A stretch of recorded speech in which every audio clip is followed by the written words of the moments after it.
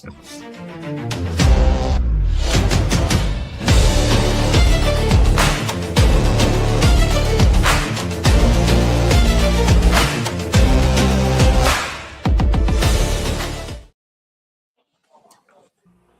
everyone. Normally, our big boy Rob up there in the corner is your intro and host and moderator, but tonight we're doing something we've been done for a few other schools. We're going to break down the 2025 University of Texas Longhorns. Well, that's hard to get out. But all jokes aside there, one of the best rivalries in college football. Glad to have both of y'all on here to go through this. I think it's kind of fitting, Rob, you being a big, and Doug, but Rob, you were a big Texas fan. You did mine for the A&M one. It's only fitting that it gets turned back around with somebody from A&M doing the Texas one, I think. So I think that adds a little more to it. But how's your evening going, Robert?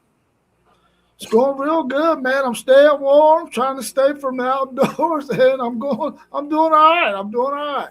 Good. Glad to hear it. I feel you on the staying warm.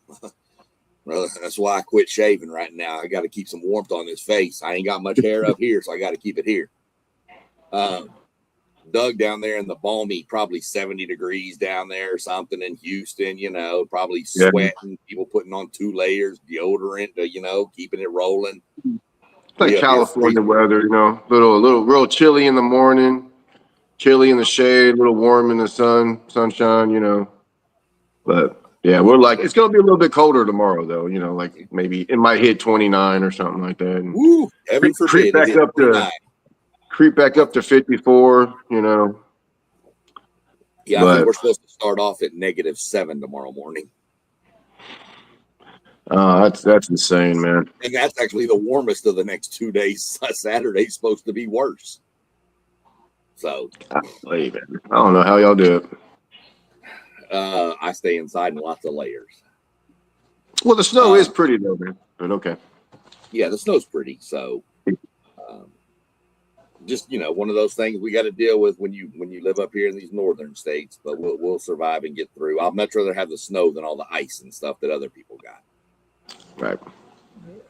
So without further ado, we'll jump into it. I kind of threw some of these questions together because I left the questions I had been working on in my office before I could type them in. So I just kind of tried to remember some of them and then added a few more things in.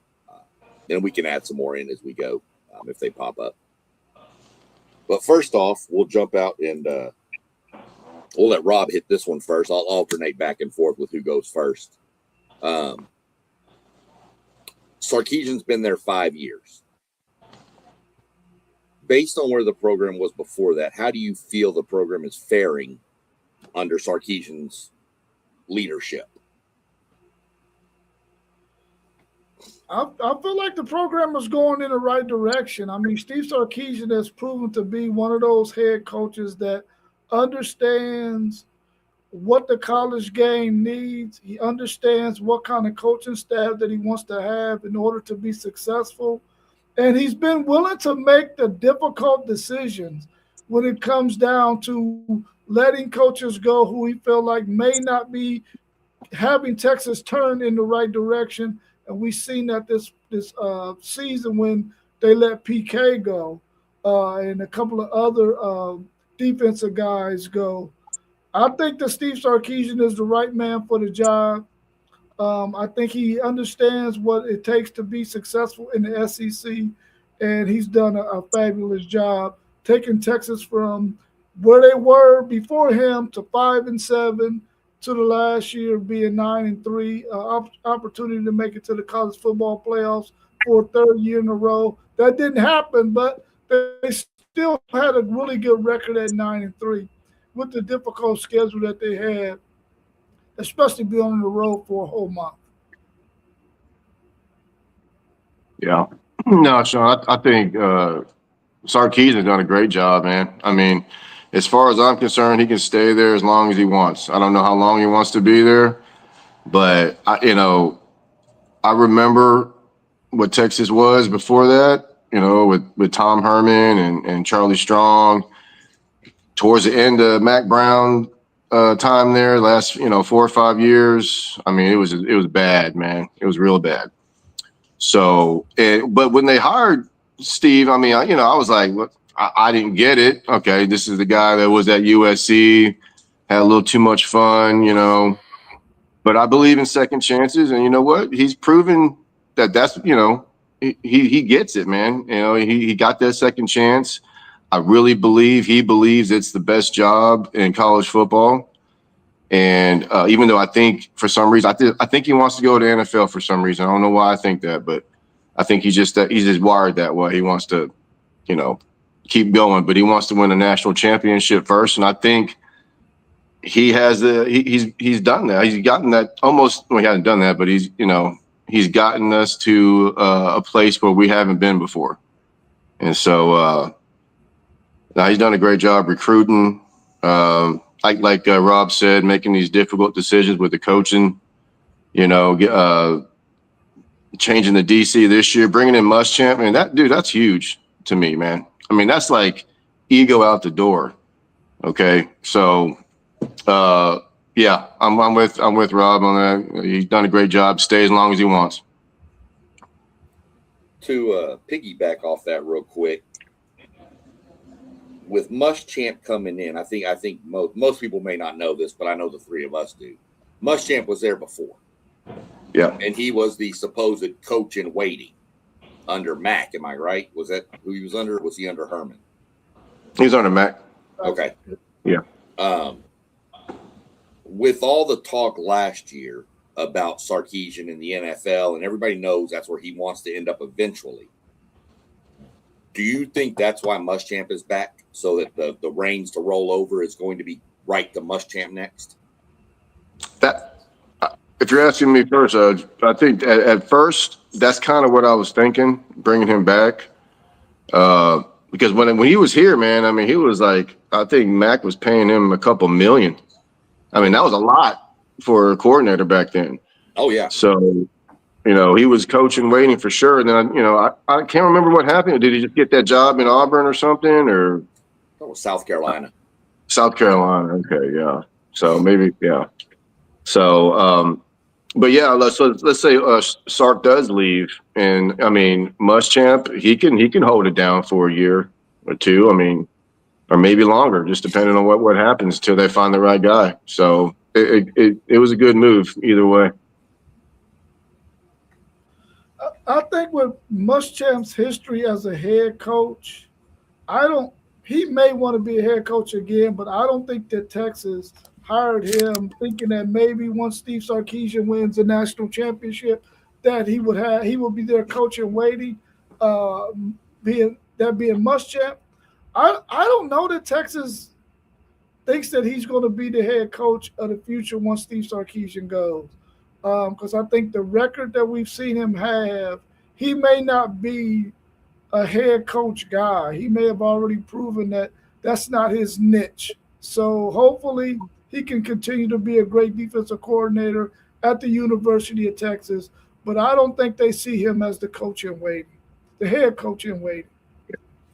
That's kind of my thought on it. He went to South Carolina. He didn't have, well, I mean, of course, Texas has many more resources and available, than South Carolina does. But I don't know that. I mean, Texas can pretty much, we all know, can go get who they want. So I was curious. I didn't even think of it because I remember him being the coach in waiting. That's why I wanted to bring it up. With one take, Zay, we'll get to his comment here in a few minutes.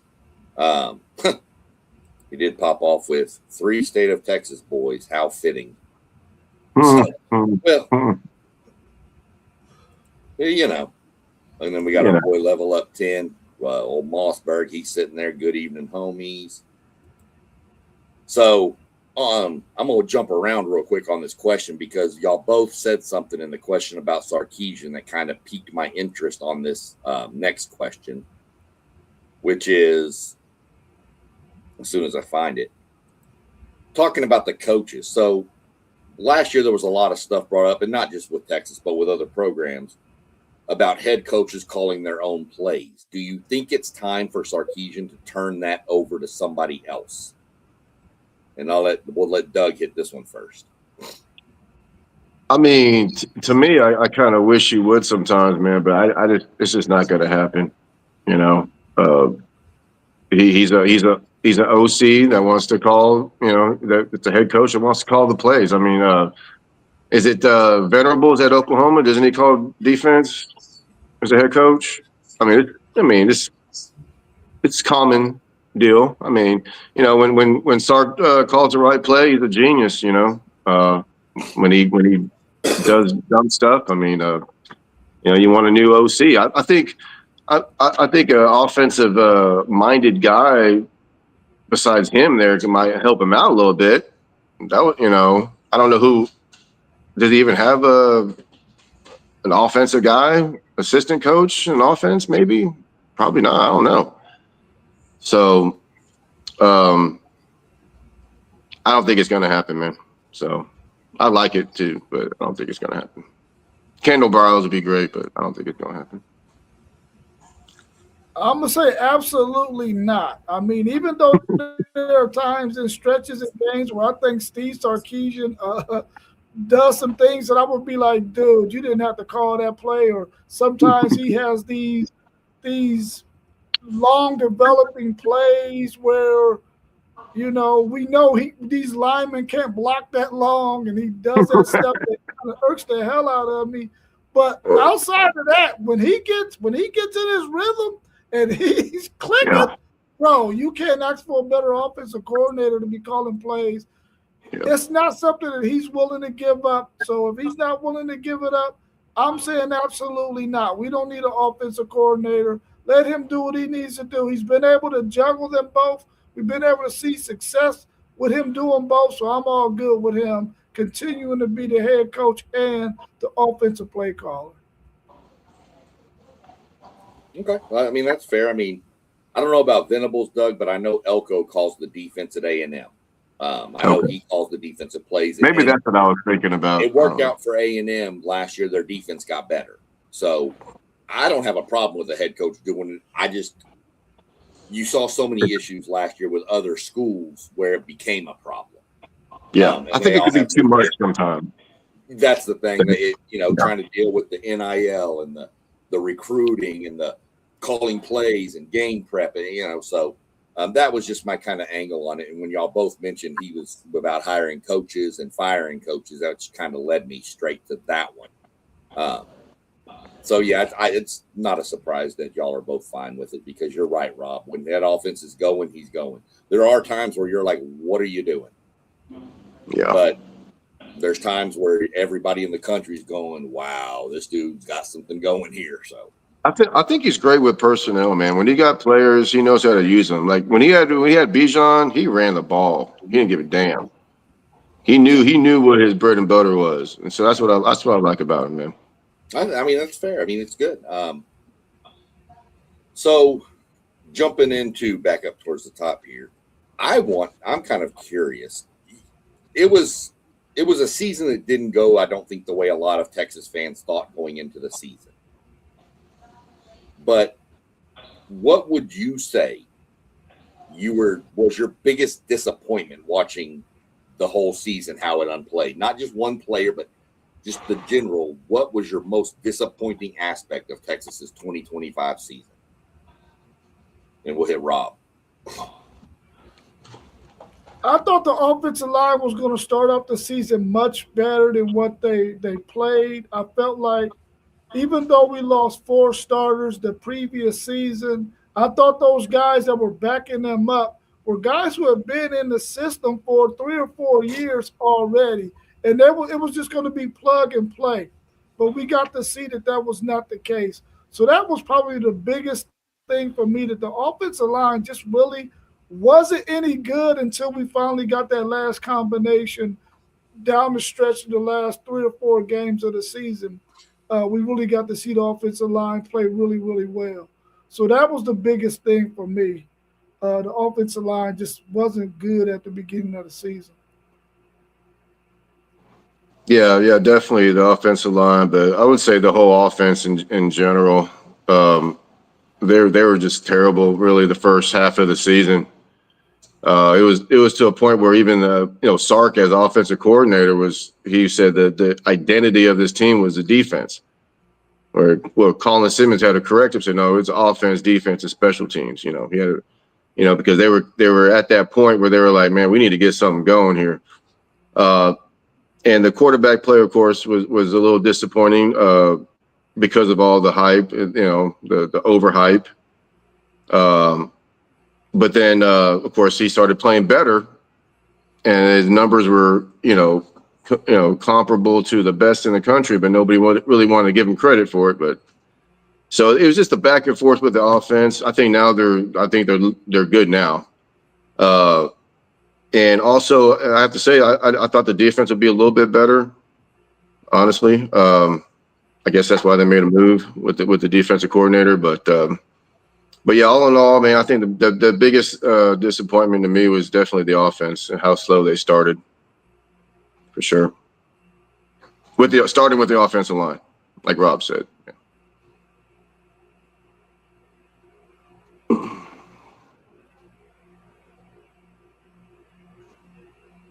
You're on mute. You're on mute. Yeah, you're on mute, my man. Oh, sorry. I hit mute when y'all are talking because I never know how long either one of you is going to ramble. So, gotcha. I agree with you. That was probably something I saw. I was really, my biggest disappointment was that y'all figured out the offensive line in the last game of the season. That was my biggest disappointment. So, perfect timing. Well, we'll agree to disagree. That kind of game, man. Again, this is kind of the backside of that, going into the season with all the hype and all that, with Heisman Trophy candidate and all this. Forget all that. Something that happened with this team that surprised you the most, like that one kid who just kind of, even a player or just something that just made you like, wow, this. Just a wow moment from the season. I'm going to go with that freshman DB. It was a Littleton. That dude he ended up playing the second most snaps on defense, man, as a true freshman. That's impressive. And he's not a very big kid, but man, he plays big, and he's around the ball all the time. I mean, I can't wait to see him next year. He definitely stood out for sure. And of course, he's gone now. He's a freaking Sooner, so I don't even want to mention his name. But he had a great spring and all this stuff. So he was a good player, but now he's gone. So, but yeah. So I'll go with I think it's Littleton over there, DB. I have been hearing so much about Ryan Niblett and his playmaking ability, man, that I hadn't seen it in his first two seasons. And so once he was playing kickoff return and punt return, he wasn't fielding punts well at the beginning of the season. And I was like, well, no wonder that we haven't been seeing this dude. He ain't fielding these freaking punts, man. He's giving up all this yardage, and the offense got to start inside their freaking 20 because this guy's not fielding punts. But then all of a sudden we get to see the explosion of Ryan Niblett, who I believe probably should have been a first-team All-American at special teams, either on a punt return or the kickoff return unit. But that's neither here nor there. He was my biggest surprise because he won 3 games for us, or he put us in position to win 3 games. And we all know how important special teams are to any team. That's the third phase of the game. And to have a guy like Ryan Niblett back there, for one, you knew what he could do with the return game, but he also put some fear in the punter's heart because they weren't punting as great as they probably would had he not been back there. So I'm going with Ryan Niblett, man. He was the guy who I felt like was the biggest surprise for me because I hadn't seen him do anything yet. And he started off the beginning of the season kind of shaky. But once he got rolling, man, Ryan Niblett was the dude. Yeah, those are both superior answers there. I have a couple of players that I've got a couple questions. These are just, you kind of answered them with that, but I'd really, for somebody as an outsider looking in, I was really excited about that. Ty Anthony, was it Ty Anthony Smith, the linebacker, freshman? Wasn't he a freshman? No, this is second year. Okay, sophomore. Yeah.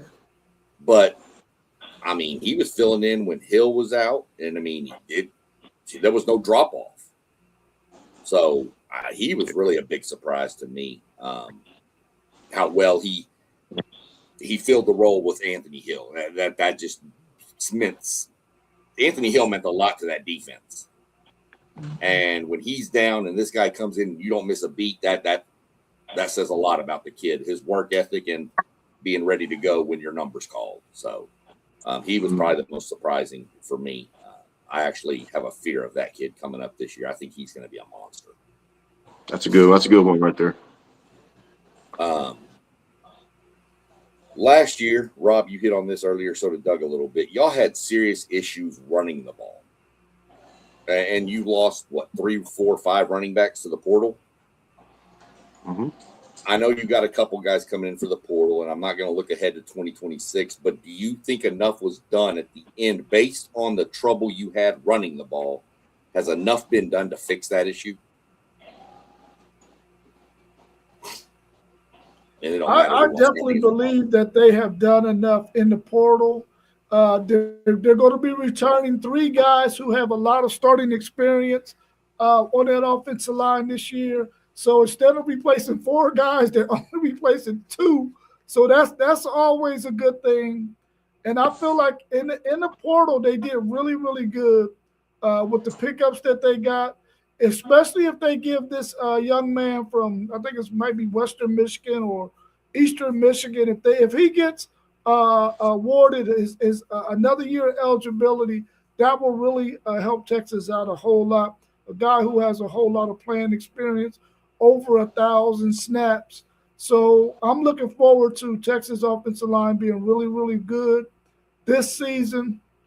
If they can gel, they got to be able to gel and get that time during the spring, which Texas is going to have a couple of guys who are not going to be there in the spring, which is going to allow some players to get a chance to get some reps and get their feet wet. So that's going to be good for them, but not necessarily good for that offensive line gelling, because I think Trevor Gooseby might be down a little bit during the springtime. But we already know what Trevor Gooseby can do. Yeah, I think they did a really about as good a job as you can do losing 3 or 4 freaking running backs, man. I mean, that's terrible to me. I mean, that really hurt. But the guys that they got, though, I mean, they look pretty darn good. And but my biggest concern is the offensive line, like Rob was saying. They're bringing in some guys I think that are going to help, that are nasty, that are big and strong. But it's about, like you said, gelling. When it comes to these units, the offensive line is different. It's not like the DBs or the linebackers or the wide receiver group or the quarterback. Those guys need to come together. They need to really gel. So it'll be interesting to see how they're gonna sort that in such a short period of time. But I thought they did a good job with getting the running backs, the situation settled, and they still got some young guys coming in. A 5-star from Florida. I'm still waiting to see this Terry III from Alamo Heights. He's great athlete. Maybe he'll be a running back. Maybe he'll be a wide receiver. We'll see. So I think they'll be okay. They're gonna run the ball next year. Yeah, I was not gonna lie, I was kind of shocked that y'all were able to get both those running backs. I thought you'd get one of them, but I didn't think you'd flip the other one away from Alabama. Smothers, I didn't see that happening, but yeah, we're in the same boat y'all are too. We're replacing 4 offensive linemen this year, so I don't know what we're gonna do. Hopefully Marcel just runs. I don't know. We'll see what happens with that, but that's my big fear too.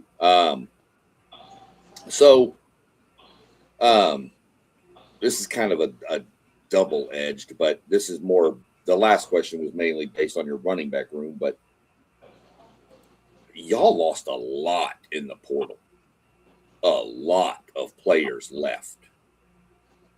Sure did. You didn't bring in more than you lost, but are you comfortable with what they brought in to cover the losses? I mean, obviously the big get was Cam Coleman. Okay, you got Cam Coleman, you got rid of your favorite boy from Oklahoma now, Parker. So obviously that's going to be an upgrade there. But in general, with how many players y'all lost, are you comfortable with what's coming in? Man, I'll tell you this, man. We did lose a lot. That's for dang sure. If we didn't get this Cam guy, this whole thing would be an absolute mess. It'd be we'd be screwed. This would not work out that well for us, I don't think. Because we lose like 18, 22 kids. I mean, we got a lot. 22. That's a whole recruiting class, man. Gone. So, and how many did we replace? How many did we get? I think 16. Double digits. Okay. I think y'all lost like 24 and got 18 or something. Okay. We lost 22 and got 16. Okay. That's not bad. I mean, but yeah, like I said, the Cam thing has probably really put us over the top. So, I think we're hosting another wide receiver today from Wake Forest, Sterling Burkhalter or something like that. I don't know. We got our commitment from an edge rusher, Cameron Hall from Mansville Summit. He's really good. And we got that Western Kentucky. We're not going to talk about him. We're not going to talk about that kid. Okay. I'm sorry.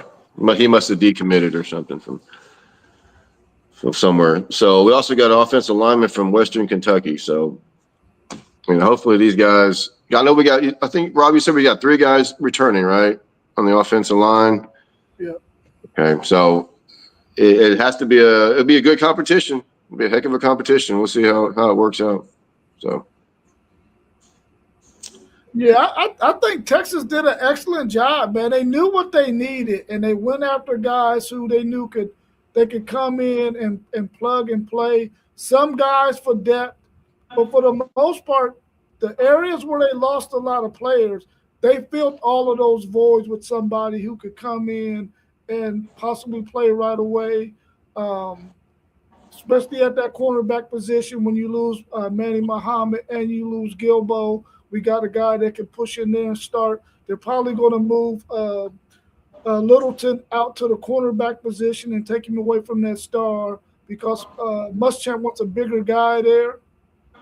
So I think they're going to be fine. But the biggest thing, I think, was them being able to keep Kobe Black at Texas and getting him to come back out of the portal, and Derek Williams. I think getting both of those dudes to come back out of the portal and come back to Texas was huge. I really wish they would have been able to get the same for Elijah Big Bo Barnes, but he decided to go to Kentucky, so I wish him well. But I think Texas did an excellent job. They filled the void that they were going to have at the defensive tackle position, at the linebacker position.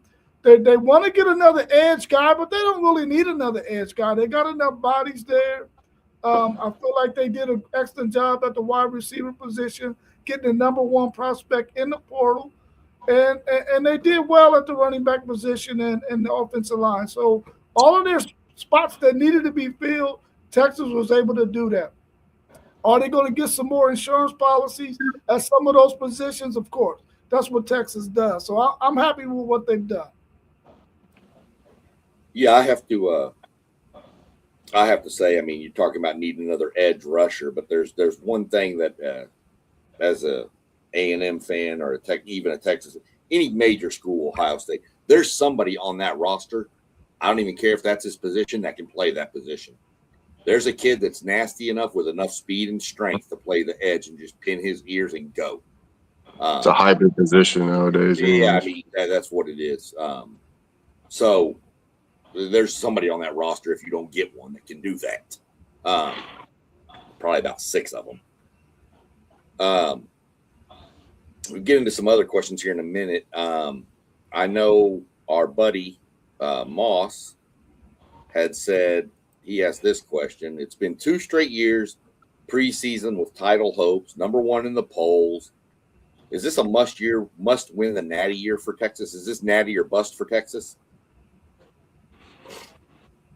I don't think so, man. I think as long as Texas does what they need to do, they win enough games and they make it to the college football playoffs, I think the fans will be satisfied with that. Of course, we want to win a national title. I mean, but I don't think it's title or bust, because the reality is you want to always be in the picture.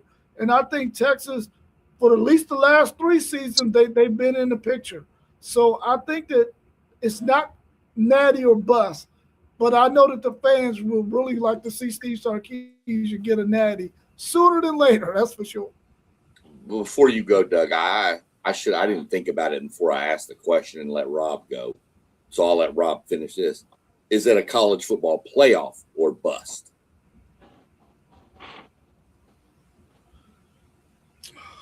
Yeah. I will say it's definitely college football playoff or bust. I mean, we were right on the edge of it this past season, and the way it played out, I think a lot of people feel like, man, if Texas was in it would have been a better playoff. But I think they definitely got to make the college football playoffs. Now, going to a 9-game SEC schedule might make that a little bit more difficult, but at the same time, maybe the committee might show the SEC some more love like they did this past season, and possibly Texas can get in there with a 3-loss, playing a 9-game SEC schedule. Yeah, I'm with Rob, man. It's definitely not a natty or bust. Definitely a playoff or bust. I mean, I was hoping they're going to go to. I thought they were going to go to 16, but they decided to go with 12 again, right? So, it's going to be a little bit harder. But yeah, it's definitely a playoff or bust. I mean, as long as they're in the picture, Final Four every year, that's all. We can't really ask for much more than that, especially today in college football. So, definitely playoffs or bust next year with Arch and everything. And by the way, Arch had minor foot surgery. I don't know what that's about, but he'll be all right. He'll be back. So, next year, I mean, the hype was crazy this year. Preseason number 1. But next year, definitely, I don't think I like a nat. I think they should have a chance for a natty next year, but playoff or bust for sure, man. Yeah, that's kind of where I lean with Texas. With the talent that's there and how much is going to depart after next season, I feel like your upcoming season's got to be that. When I'm sure we're going to do a preseason preview for every team, so I'm sure we can get into more of that later on, because I got some more thoughts on that one too, but I'll save them for that show with y'all. Zay asked, and I was trying to find out exactly what he meant, but he said, do y'all have any Texas guys out there that's in coaching right now? So I'm going to assume, because I haven't seen him respond to my question, I'm going to assume that he's meaning former Texas players coaching somewhere. Oh, Blake Gideon. He's back with the Texas Longhorns with Muschamp. That's one that comes to mind. Major Applewhite. Who else? There's quite a few guys that are out there. Ocam, big defensive line coach. I thought for sure when they were looking for a defensive line coach a couple of years ago, I thought for sure Frank Ocam was going to be the one who got that position, but he decided to stay in the NFL, which was probably good for him. I think Derek Johnson, you're going to eventually see coaching college football here pretty soon. He is working out with the linebacker that we just got. His name slips my mind, but he's been working with him and our man Michael Huff. Eventually, both of those two guys are going to be college coaches, And there's quite a few guys who are coaching high school ranks too, like Romance Taylor, who had gotten some issues at Texas and that the year after the national championship. So there's guys out there that are coaching. It's quite a few dudes. And eventually they'll probably make it to the college ranks and you'll see their names out there. Yeah, that's kind of what I was running through a list of who was former Aggies that were coaching, and I was trying to run across some Longhorns. I know Whitaker, Fozzie, he did some stuff again with Pearland. Pearland, okay, yeah. The running backs over in Pearland, where he's from. Yep. So I remember, him. I know it's a Texas season review, but I saw a weird thing yesterday. The kid we got, the running back at A&M, the kid from Carthage. Mm-hmm. You know who his cousins are? Or no, I'm sorry, not the kid. The kid from Richmond Randall. The one who's the best running back, Norris. Yeah. Callis. Yeah. His cousins, Jaquiz Rogers. No way. The Rogers twins? The Rogers boys are his cousins. Sorry, I knew. Nice bloodline right there, man. Yeah. So, no, it's a Texas thing, but it popped across my feed the other day, and I was like, wow, I did not realize that. So, the same thing with Jermaine Bishop Jr., Michael Bishop. Right. Nephew or something like that or something. I always wonder why Todd Dodge never went to the college ranks. He just stayed at the high school. I wonder why he never went to the college ranks. Former quarterback at Texas back in the day. There's a lot of stuff there. You can make good money coaching in Texas. Yeah. And there's not as much of the BS. You don't have to deal with all the big boosters. Y'all from Texas know how that can go. You got to kiss the boosters' hands and their rings and other parts. And Todd just wasn't his thing. I think didn't he go to North Texas for a little bit? I thought he was at UNT quick, but I mean, it was like he was there for a couple of years. It didn't work out, and he left and went right back to like Austin Westlake. Well, Riley's giving it a shot. Yeah, going to SMU. Mm-hmm. So, yeah. So, post game popped in. Glad to see you in here. Post game, Texas O-line will be major key going into the next season. I think we all agree with that. I think that can be said for most schools. Trenches is where the game's won. We know that. I don't know. Do y'all have a kid on your team with the last name Biles? Yeah. Is he from Columbus? Yeah, he's from Columbus. The linebacker that we got out of Pitt. The one from Pickerington. Okay. Yeah, he's from Columbus, Ohio. So I'm really high on him.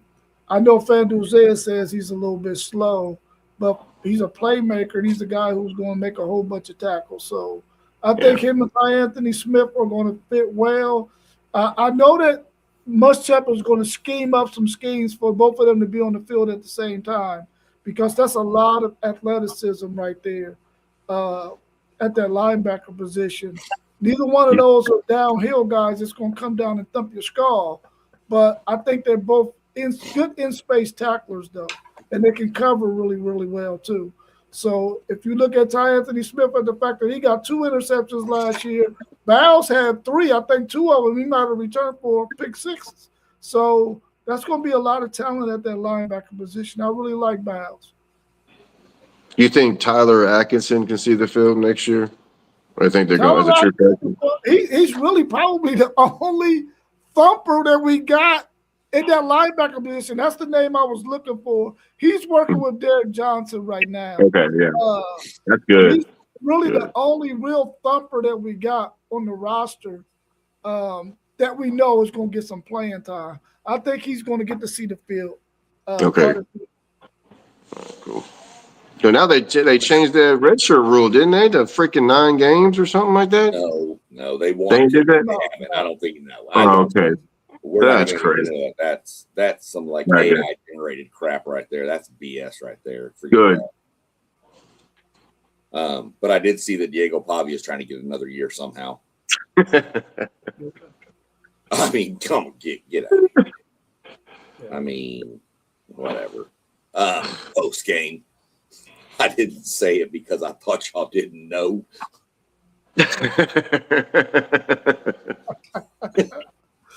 Gotta love it. Love my buddy post game. He makes me laugh. Post is on his game all the time. He's always on it. So back to the questions I put together. This is kind of one I'm curious to hear both sides of y'all from. What were your thoughts on Arch and his performance throughout the year with all the hype that was thrown on this kid? Heisman Trophy winner, greatest quarterback in the history of in college. How do you think he handled it and performed throughout the year? And it don't matter who goes. I thought he handled it great, man. I mean, the hype was crazy, and the offensive line didn't help him. I mean, the guy was getting beat up. That Florida game, he got his butt kicked in that Florida game. He earned a lot of respect too, but the hype was way too much for that kid.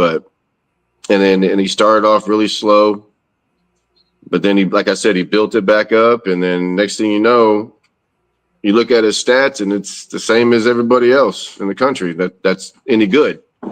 But for some reason, nobody wanted to say nothing. Nobody wanted to, they already flipped. They didn't want to go back.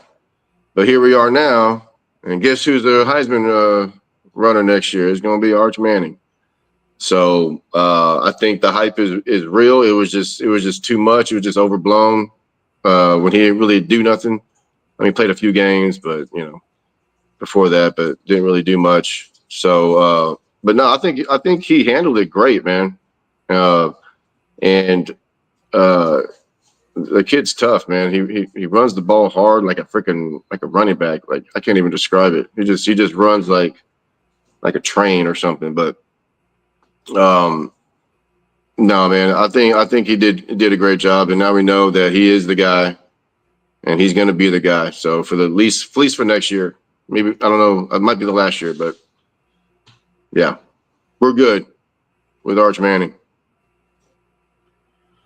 For a guy who had to face as much adversity as he did, I was more excited about him having to face all that adversity in comparison to some of the other quarterbacks who didn't face very much at all. But then when they finally did face some, you got to see that they weren't quite ready, or they didn't play quite as well. But in the instance of Arch Manning, though, he started off kind of shaky. I knew he could make all of those throws. The reality was his offensive line, his wide receivers didn't help him in certain instances as well, and certain things he didn't quite have figured out yet. But as the season went on, he was definitely one of the top 5 quarterbacks, in my opinion, in the country. He was able to do some things that really showed everybody in the country how good of a quarterback he could be. He was making throws. And if you go look at statistically how many times he was pressured in games and then look at his stats, it's unbelievable, man, because he was getting pressured. Nearly 80% of his dropbacks, he was getting pressured. And he ends the season with over 3,000 yards passing, 26 touchdowns, only 7 interceptions. I don't think he threw many picks the last maybe 4 or 5 games of the season. So he played really, really well once Steve Sarkisian was able to put him in better situations, and he understood what he needed to do whenever he had to extend plays. He was able to make some things happen.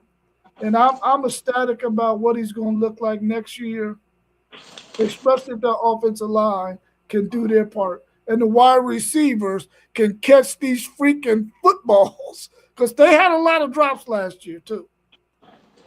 Yeah. Wingo. All I can say is the way it started off with that offensive line and stuff, y'all better be grateful he had more of the Arch Manning legs than the Peyton Manning legs. Yeah. Because that kid would have had about negative 9,000 rushing yards if he was Peyton Manning. Or even Eli.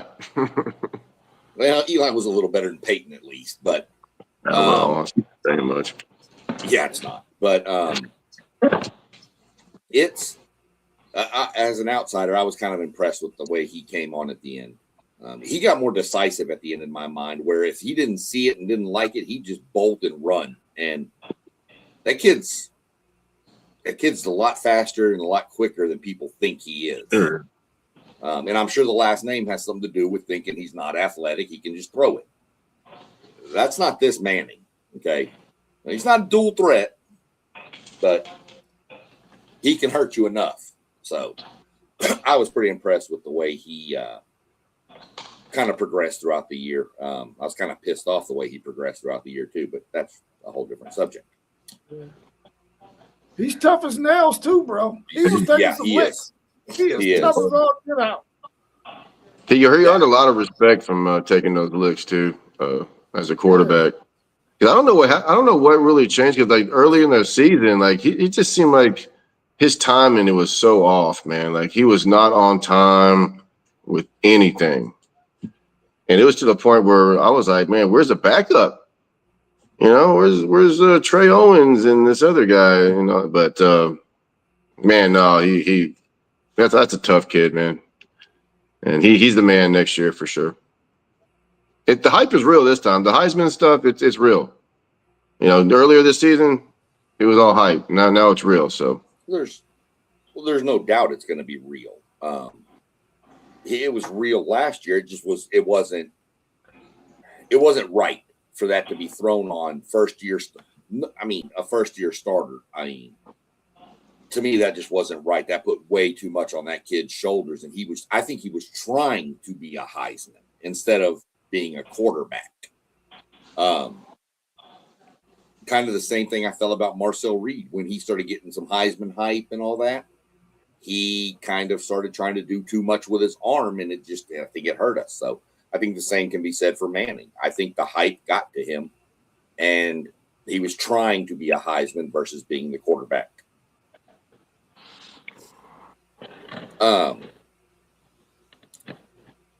This is going to be a back and forth with y'all. I'll let Rob get the first one. Doug, you can go first on the second one. You can't pick the same person. Who is your offensive MVP, Robert? I mean, it has to be Arch Manning. I mean, he has to be the offensive MVP. Even though my man Niblett won a couple of games for Texas, if it wasn't for Arch Manning and some of the things that he did at that quarterback position, especially the way he was getting pressured, Texas would have had a worse record than what they had. So I'm going with Arch Manning there as my offensive MVP. Wow, that's a tough one, man. If I can't go Arch, I mean, like Rob said, man. I mean, Niblett. I mean, he did win us about 2 or 3 games, and special teams. So besides that, I mean, I'd like to say, I mean, Wingo is dangerous, man, but like he just drops too many balls. I think he'll get better with that, but if I can't go Arch, I'm going Niblett. Those are my top 2 for y'all. Easy. Well, we're my top 2. Doug's got this one first. It's your defensive MVP. That one's a little tougher in my mind because y'all had some cats on that D. That's tough, man. As much as I love Colin Simmons, and I do love Colin Simmons and Hill and all these guys, I'm gonna go with a senior, man. I'm gonna go with Burke. Burke had a great year. Even coming into this year, I remember Colin Simmons was just singing his praises, how much better he got. And I thought that was freaking awesome, by the way. Those guys are like bros, man. And they're completely different backgrounds. But I would say Burke, man, because you know what? 2 years in a row, the game against A&M, I mean, he dominated, man. 2 years in a row against A&M, dominated. And now he has a chance to be a pro, man, and I'm happy for him. So It's a tough one, man. So many good players, but I mean, I think next year I'll probably go with Colin anyway. So we'll go with Burke. Go Burke with this year, man. I like that you mentioned Ethan Burke, man, because I think if you go back and you look at his first 3 seasons before this past season, where he was playing on the opposite end of Baron Sorrell, he was playing a different kind of end position. Then he moves into Baron Sorrell's position and he plays lights out That's a like great Baron point. Sorrell did. And I was impressed with Ethan Burke as well. There's a couple of guys I can go with on this defense. I mean, I think Colin Simmons is probably the obvious choice because without him, I don't know that Texas would have been they wouldn't have been able to force offenses into some of the decision making they made in their games. Because if you go back and watch that Ohio State game, it was because of Colin Simmons that they were throwing the ball quick and really wasn't waiting to make plays, let plays develop down the field. Because of Colin Simmons, one, and then because they had a young quarterback too. But I think Colin Simmons is probably the guy. But without Manny Muhammad, man, out there on the field, you see what happened to us against Florida. I think he was probably the most valuable dude on that defense because without him, with the mistakes they were making on the back end, they weren't as good without Manny Muhammad. So I'm going to go with Manny Muhammad as my defensive MVP. Yeah, I knew that one would be a little tougher to come down to one person because, I mean, you had some stars on offense, but your defense was star-studded. And so I knew that one would be a little tougher. See, I went a different way when I was thinking about it. You didn't even mention Anthony Hill. I know. Right. It was awesome, man. But I went a different way with who I would have selected it if I looked at it as your safety, Taffy. When he was out, that secondary could not figure out who was supposed to be where. Yeah, that was tough. So, not that, I mean, he made plays and stuff, but I think I would have leaned towards him because of his leadership, his making sure the captain of the defense, pretty much, the quarterback of the defense. That's what I looked at him as. I'm glad he's gone. I've seen enough of that cat for a couple of years. I'm good with him gone. Come on, man. It's a walk on. But you couldn't have gone wrong with any. You could have probably picked 2 or 3 other people across that defense. Like I said, we didn't mention Anthony Hill. So I know. Let me see if we got any new comments real quick.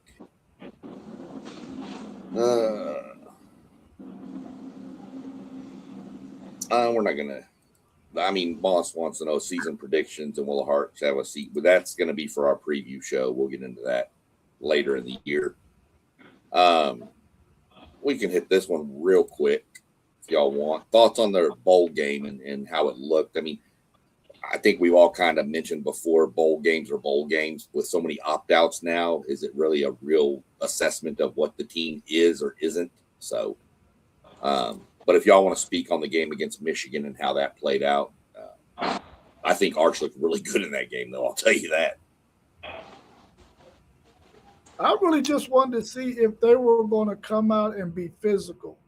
There were some times this season where Texas did not play a real physical style of football. I think they got out physical against Georgia and they got out physical against Florida. 2 losses that they had. And I wanted to see were these guys who was getting the opportunity to play with so many guys opting out, going to the NFL, some guys jumping in the portal, which means they weren't going to waste any time letting these guys get any reps. They throwing in these young guys. Were they still going to be able to be physical? Were they going to be able to match Michigan's physicality, who we know is going to play physical? And I think they did just that. That was a very, very physical game from both teams, and they answered that question for me. So I was excited about the fact that they played physical in that game, and they came out with the victory. Yeah, man, I'm glad they played the game, man. I know these bowl games are what they are now. But this is Texas and Michigan. You know, you don't say no to a bowl game with those two teams, and they both showed up, man. It was a great game. Like Rob said, I mean, the physicality was there. I was like, man, here we go again, man. This is another physical team. What are we gonna do? And man, they stepped it up, man. We ran the ball with this Clark guy that I guess he left already. But no, stayed. Oh, he stayed? He stayed, yeah. Oh, he was okay. the only one who stayed out of that running back Oh, my room. goodness. Okay. I thought he left, man. The 5 guys left, yeah. Okay. Yeah. Well, thank goodness. But yeah, man, they were physical. They played, and I was with all the guys opting out for various reasons. I was excited to see some new blood, man. Some younger guys.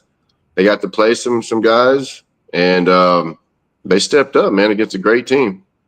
You know, Michigan got some players, man. I mean, they got some issues too, man, with the staff and everything, man. But they got some players. And it was a great game, like you said. Sean Arch looked great, man. So I'm glad they played. This is going to be just a rapid fire, quickest thing that pops into your head on these next 2 questions, and then I'm going to ask y'all a question. I'm going to ask you that question now. This is a trivia question. Oh, crap. This is. I graduated from Commerce High School. Tell me who is the running back that played at the University of Texas in the mid-90s, early 90s, I think, maybe late 80s, from Commerce High School. I'll let y'all think about that for a minute. Hey, man, give us an A, B, C, and D or something. Nope. In the early 90s? I'm going to see how well you know. Eric Metcalf? No. No, Eric Metcalf's not from Commerce, Texas. Wore number 29. What? He wore 29. In the early 90s. 29. Yeah, early to mid 90s. Yeah, right around there. How, was he a starter? He played a little bit? Yeah, he played. Oh, okay. I'm sorry, man. No. It wasn't Priest Holmes. No. No, a little bit later. It was before then. Yeah. This was back when he still had the big wide shoulders. No. It wasn't. It was before Priest. So it was with who was that dang coach, man? Can't stand that guy. We had R.C. Slocum. Victor Ike? No. His name is the only Texas Longhorn player I've ever liked.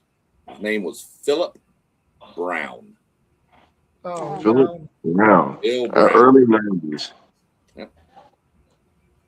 Yep. got me on that. It must have been a John Makovic recruit or something. May have been, but I was tripping out because I was an old A&M game popped up on my feed the other day, and I looked at it, and it was like, and Phil Brown with the gun. I was like, whoa. I know him. Yeah. Only I don't even know who they are. player I ever rooted for. Wow. Okay. Well, now we know Brown. His last name is Brown. Now 20. Yeah, number 29. Go look him up in the go look him up. Okay. We've already mentioned some of these people like Arch and stuff like that, but this is something I'm curious. Somebody that was expected to be great that just fell apart. That you just were like, you know, who was the player that just kind of with the season? You're like, what happened to him? He was supposed to be, and he was, and he took a step back. In other words, because I know who mine is in this case.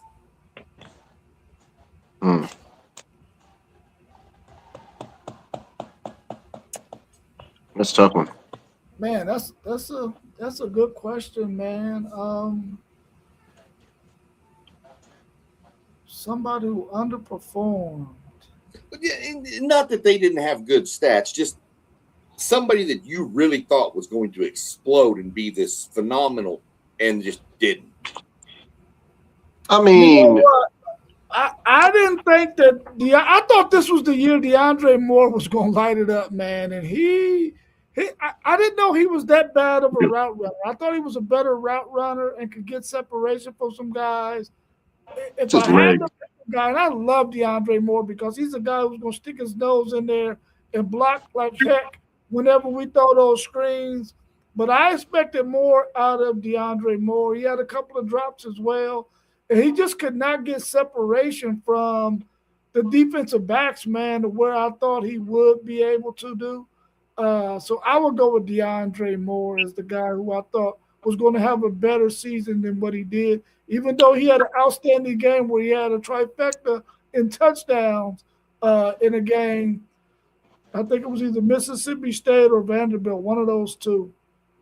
But I will go with DeAndre Moore. And DeAndre Moore, where did he go to Colorado? I think he's at Colorado now. Yeah. He's at Colorado. Oh, man. He might do pretty well over there.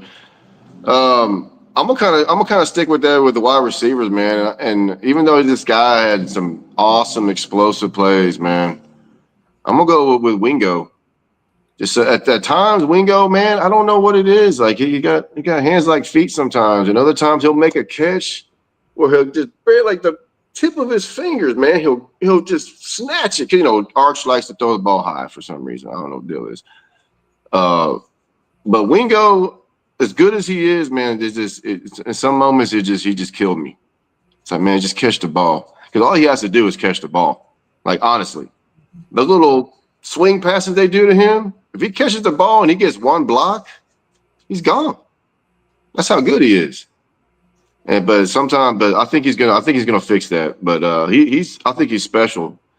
He just need to catch the dang ball more better. And once he does that, man, he's gonna be unstoppable. So I guess I'll go with Wingo a little bit. That's where that was my answer for that, because I went into the season expecting huge numbers out of that dude. And then every time I was watching the game, it was like ball drop. He make the hard contested catches, but he dropped the wide open slants that he can take to the house. That was my answer, was Wingo. His route running is bad too. Yeah. That is something I did notice at the University of Texas. There's not a lot of good route runners. They've got speed. Even Coleman's not a great route runner, by the way. Yeah. But that's one thing I noticed. It seemed like the one kid who left, Parker, was the one who would run good, clean, crisp routes to me. You know, Dylan McCutcheon is going to be a heck of a route runner too. Once he gets he got to get his hands together too, because he dropped a nice easy ball against Michigan. But he can run some routes. I like Dylan McCutcheon. Oh yeah. That's just one of those. I was shocked at Wingo. I really expected him to put up huge numbers. We'll see next year, man. I mean, same year as Arch, I think. I think they came in together. So yeah, I think he's going to be helped by having Cam Coleman out there with him. It'll take some of the spotlight away from him. I heard he helped getting Cam over there. Wingo helped all these kids help get each other everywhere, but I think that Cam Coleman's going to take some spotlight, so it's not going to be this big, huge star on Wingo. The spotlight's not on him every game, so he can. That's a good point.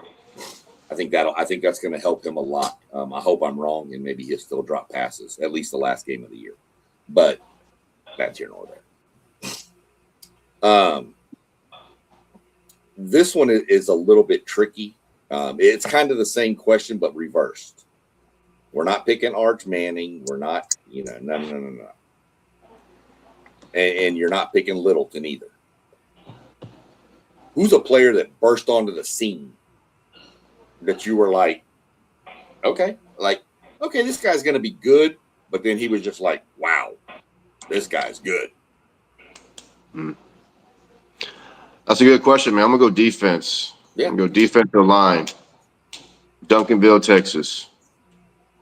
Not Colin Simmons. No. His high school teammate. Last name January. Mm-hmm. That kid came out of nowhere. I was like, who the heck is this? What the hell is a January? Duncanville? I was like, okay. Team okay. And I looked up, I said, okay, I remember that kid. Yeah. Yeah, dude. I mean, he's quick off the ball. He's not the biggest kid. I think he'll get bigger. He'll work a little bit with his hands and stuff, man. But dude, he looked pretty good, man. He looked pretty good. So I'm gonna go. I don't know his first name. I can't remember. Alex. I'm gonna go Alex January, Duncanville, Texas, Deville. Man, that's a really good one. It's a good question.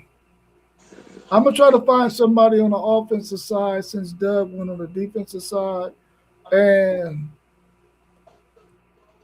I'm gonna go with Brandon Baker, who played right tackle. Now, Brandon Baker had a lot. He had a lot of false start penalties, couple holes, but a guy who's never played gets thrown in there at the right tackle position. One of the positions where we had Big Cam Williams, who should have stayed at Texas for another season. But I'm gonna go with Brandon Baker because if you look at his pro football focus grades, he wasn't bad at the right tackle, man. He did a really decent job, better than what he looked like he was going to do at the beginning of the season. He was able to fix some things in mid-season towards the end of the season, and he wasn't a big liability. I'll go with him as my surprise guy. What year is he? Is he coming back? Yeah, he's coming back. Okay, good. They're gonna probably move him into guard though. He's better suited for right guard than he is right tackle. So I think the guy they got out of the portal is probably gonna be the right tackle, and he's gonna bump into guard. Is that Wake Forest guy maybe? Or is it Wake Forest? The guy you sent me a picture of twice trying to tell me you committed the offhand. Doug's got this guy, and it was the Wake Forest offensive lineman from the portal, and then 30 minutes later, he sends me the same picture. This one, too, and I was like, same guy. I thought it was the other guy, man. I was like, what are we doing? You going to clone this dude? He going to play. He going to get 4 more pictures. He going to be the whole offensive line, this one guy. I was getting excited, man, okay? You were. Good, really good picks, both of them. Like the January pick. Like the pick you give Rob, throwing that kid into right guard in the SEC games. It'd be the same throwing him in the fire in the Big Ten, but playing in the trenches in those conferences, just to be thrown in there, man, that was pretty impressive. Didn't really have one. My overperforming player for y'all was Niblett, just because he came out of nowhere. But we mentioned him in other spots. You're dead right. He won you 3 games. He won you the Oklahoma game. I don't care what y'all say. Without that punt return against Oklahoma, that game was tight. Come on, man. Oklahoma scored a touchdown in 3 years in that game. Doesn't matter. In that game, it was a tight game, and he broke that punt, and it was over.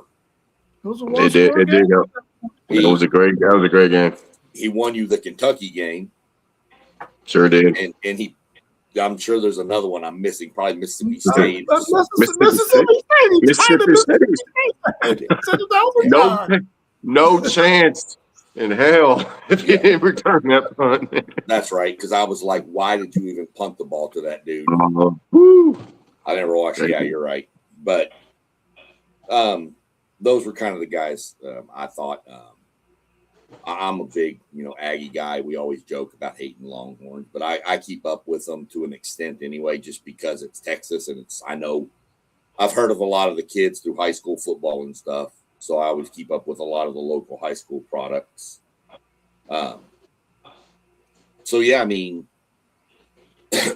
my synopsis of Texas was, I think you had too much put on you at the beginning of the year.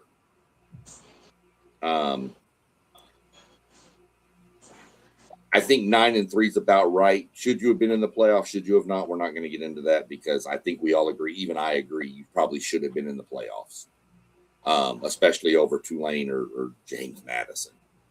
But to me, I feel like Texas had a pretty good year, should have been in the playoffs, but we're going to see where it goes from here. I think the hype was too much at the beginning. And I honestly think losing to a Florida team, a bad Florida team, to be honest, was a little more overhyped than it should have been. I mean, that was a road game in the SEC. We've seen Indiana, who just won the national title, struggle on the road at Penn State, who was not good either. So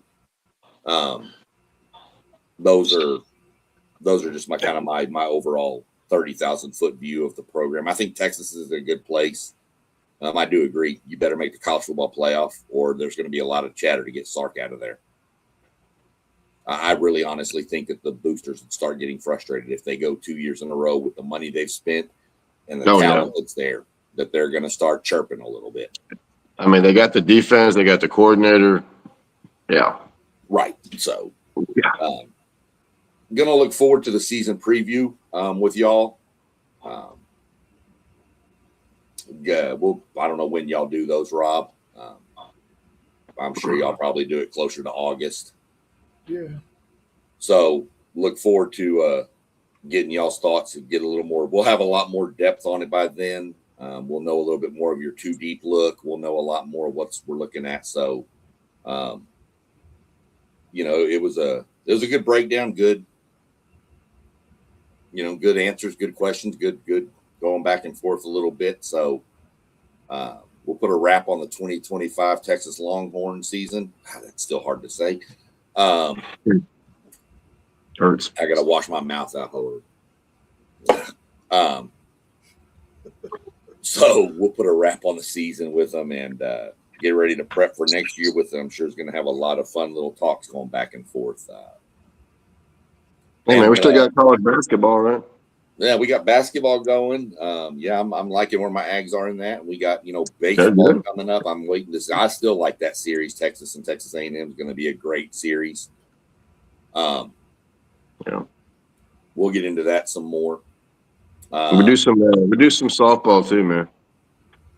Most definitely. We'll talk some softball. Yeah. We'll talk. Look, man, this is WTP Sports Dudes.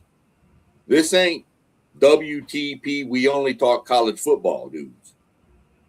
If it's got a ball, I'll break it down. I'll break it down some softball. A lot of people don't know much about it. Yeah, you can be the softball guru because, dude, Rob traveled all over the U.S. to do a travel ball softball with his daughter. I will be in Norman, Oklahoma, April 21st when Arkansas Pine Bluff plays Oklahoma. Well, and my kid's going to be in the starting pitcher. I'll be in Martinsville, Virginia, watching a NASCAR race. Oh, really? That day? That weekend? Yeah. Or whatever day it is? Yeah. Okay. I will be running a podcast tomorrow night. I got to update some NASCAR stuff because we've had some changes made to the stuff coming up that have happened this week. So I'm going to jump on tomorrow with that. Everybody watching, you see all those channels scrolling at the bottom. You see Robert up there. He's our WTP for life. He's kind of the one that put this whole group together. I think sometimes he questions his decisions, but we're going to live with it. We're here now. You got Level Up Sports 10, Mossberg. He's another great one. Parlay Poe, he runs the Blitzburg podcast. You've got Post Game with his Post Game 86 podcast. You got City League TV. They're on YouTube and Facebook. I believe they're on both. They do a lot of local stuff for the local schools around Columbus. And I'm not talking football, basketball. He was talking about being at a bowling league the other day. And I was like, what? So really good follow. Go follow him. Give him some support while doing what he's doing. This dude was live streaming a game while reffing it. So, and that was a middle school game. So this dude's at middle school games. All right. So y'all go find him, give him some support with what he's doing. He's trying to give these kids an outlet. Nice. You got One Take Zaya on there. I'm sure he's going to have some stuff firing off pretty soon. I know he kind of rebranded his name, so we got him. I'm your NASCAR, hockey, whatever y'all want to talk about. SEC Sean, you can find me. Like I said, we'll be going live tomorrow around 7 with the updates to some stuff that came out with the NASCAR world today. Other than that, anything else y'all need to add about your Longhorns for the 2025 season before we draw the curtain? Hook 'em. Welcome, baby. Let's go. All right, gentlemen. Well, it was a great show. We'll catch up again, and if y'all are available, hit me up tomorrow. We'll jump on. Cool. Yes, sir. All right. As we always tell Have a good everybody, evening. be good, be peace, have peace out.